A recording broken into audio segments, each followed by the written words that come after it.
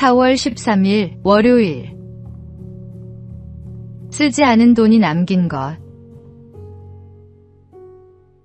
암으로 세상을 떠난 50대 남성의 유족이 고인의 전 재산 5억여 원을 병원에 기부했습니다. 6남매 중 막내였던 그는 어려운 가정 형편으로 초등학교를 마치자마자 사회로 나왔습니다. 카센터 기술공과 페인트공으로 일하며 평생 근검절약했습니다. 집 한 채 마련할 형편이 되었지만 끝까지 작은 원룸에서 검소하게 살았고 양복 한 벌도 없이 지냈다고 합니다. 위암 진단을 받은 뒤 그는 가족에게 여러 번 말했습니다. 모아둔 재산을 사회에 돌려주어라. 유족들은 그 뜻을 받들어 전 재산을 병원에 기부했습니다. 평생 남루하게 살았지만 그는 한 번도 가난하다고 생각하지 않았을지 모릅니다. 쓰지 않은 돈이 쌓일수록 언젠가 누군가에게 닿을 것이라는 생각이 그의 삶을 버티게 한 힘이었을 것입니다. 세상은 더 많이 갖고 더 크게 누리는 것이 성공이라 말합니다. 그러나 이 사람은 자신을 위해 쓰지 않은 돈을 모르는 이들을 위해 남겼습니다. 가진 것을 움켜쥐는 손은 결국 빈손이 되지만 기꺼이 내어놓는 손은 더 큰 열매를 맺습니다. 나눔은 가진 자의 특권이 아니라 마음의 결정입니다. 오늘의 말씀. 각각 그 마음에 정한 대로 할 것이요 인색함으로나 억지로 하지 말지니 하나님은 즐겨내는 자를 사랑하시느니라. 오늘의 만나. 내가 가진 것 중에 나누지 못하고 있는 것이 있습니까? 작은 나눔 하나가 누군가의 삶을 바꾸는 씨앗이 됩니다.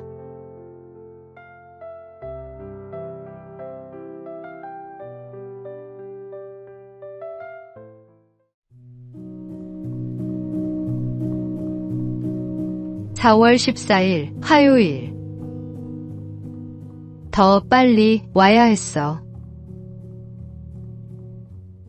아마존강 상류에서 한 선교사가 아이들에게 예수님을 설명하고 있었습니다. 그때 한 노인이 아이들 사이를 비집고 들어와 열심히 귀를 기울였습니다. 아이들이 다 돌아간 뒤 노인은 선교사의 캠프로 찾아와 물었습니다. 이 신비로운 이야기가 정말입니까? 선교사가 그렇다고 답하자 노인은 고개를 저으며 중얼거렸습니다. 진실이라면 더 빨리 누군가 와서 말해줬어야 했어.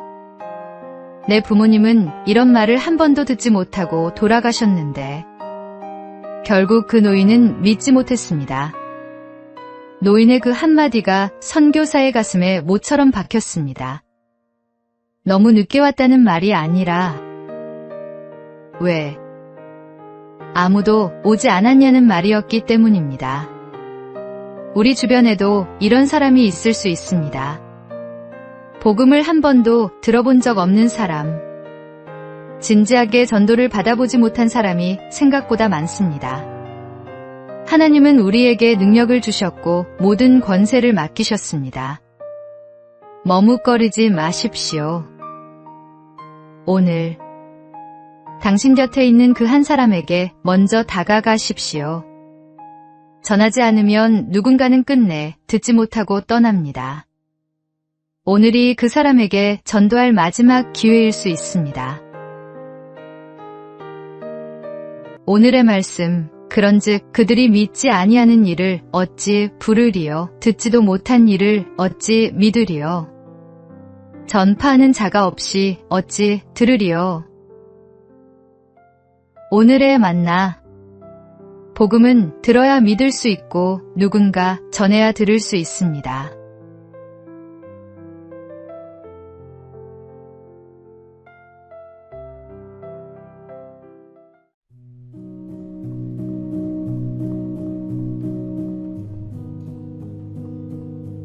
(4월 15일) 수요일. 당연한 하루.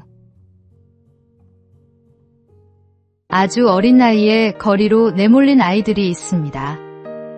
국경을 오가며 착취당하고 하루 벌어 하루를 견뎌야 했던 아이들입니다. 그중 한 아이는 국어를 강요당하며 대도시 거리를 오랫동안 떠돌다가 국제구호 단체의 도움으로 어린이 재활센터에서 새로운 삶을 시작하게 되었습니다. 그 아이는 말했습니다. 이제 학교에 갈 수 있어요. 아무도 저에게 돈을 벌라고 하지 않아요. 여기엔 친구도 있고 매일 먹을 수 있는 음식도 있어요. 특별한 꿈을 말한 것이 아니었습니다. 우리가 너무도 당연하게 누리는 것들이었습니다.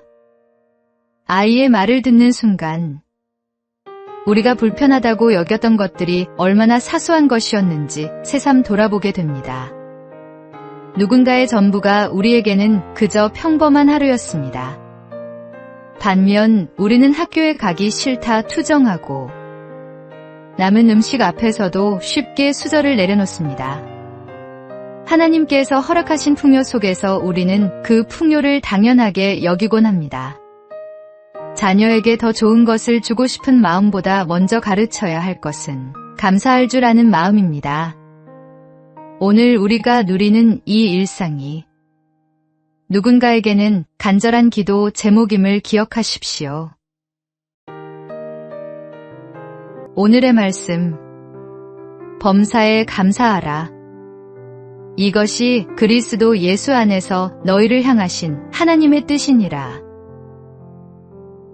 오늘의 만나. 오늘 아침 눈을 뜬 것, 먹을 것이 있는 것, 곁에 사람이 있는 것, 그 모든 것이 하나님의 선물입니다. 감사의 눈으로 오늘을 바라보십시오.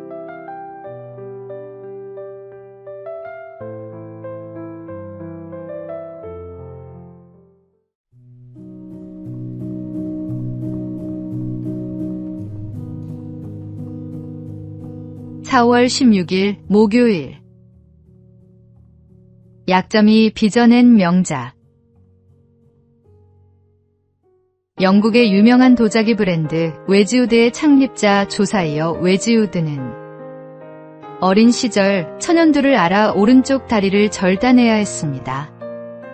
당시 장애는 큰 수치였고 도공으로서 물레를 발로 돌릴 수 없다는 치명적인 약점을 안고 있었습니다.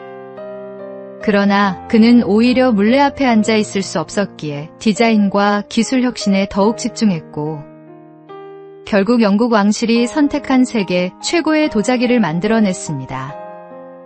웨지우드는 자신의 한계를 탓하는 대신 그 한계 안에서 할 수 있는 것에 온 힘을 쏟았습니다.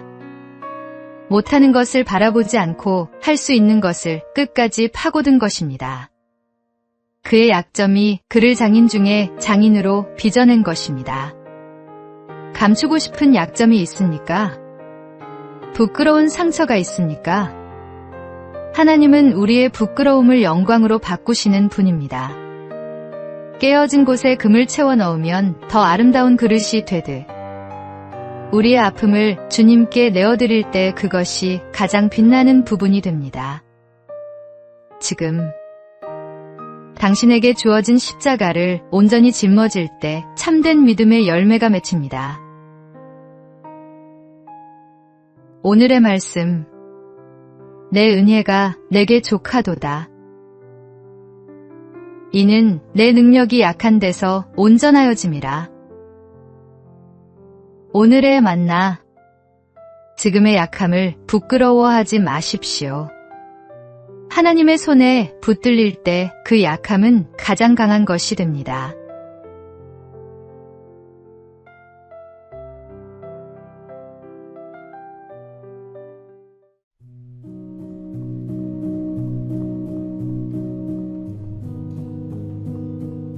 (4월 17일) 금요일. 준비의 시간. 대만의 세계적인 영화감독 이안은 젊은 시절 6년간의 긴 방황을 겪었습니다. 영화 석사학위를 취득하고 할리우드에 진출하려 했지만 아무도 그를 원하지 않았습니다. 아내가 제약회사에서 일하며 생계를 잇는 동안 그는 집에서 아이를 돌보며 시나리오를 썼습니다.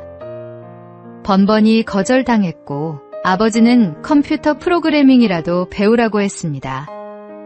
실제로 학원에 등록하려던 직전 대만의 시나리오 공모전에 당선되었다는 연락이 왔습니다. 그것이 와호장룡, 브로크백 마운틴, 라이프 오브 파이로 이어지는 여정의 시작이었습니다. 매일 아침 눈을 떠도 달라지는 것 없는 하루를 견뎌내는 일. 그것이 얼마나 외롭고 긴 싸움인지는 겪어본 사람만이 압니다. 나중에 이안은 그 6년을 이렇게 회고했습니다. 그 시간이 없었다면 나는 인간의 고통과 기다림을 영화에 담을 수 없었을 것이다. 하나님은 쓸모없어 보이는 시간도 허투루 두지 않으십니다. 방황이라고 느꼈던 그 시간이 사실은 준비의 시간이었습니다.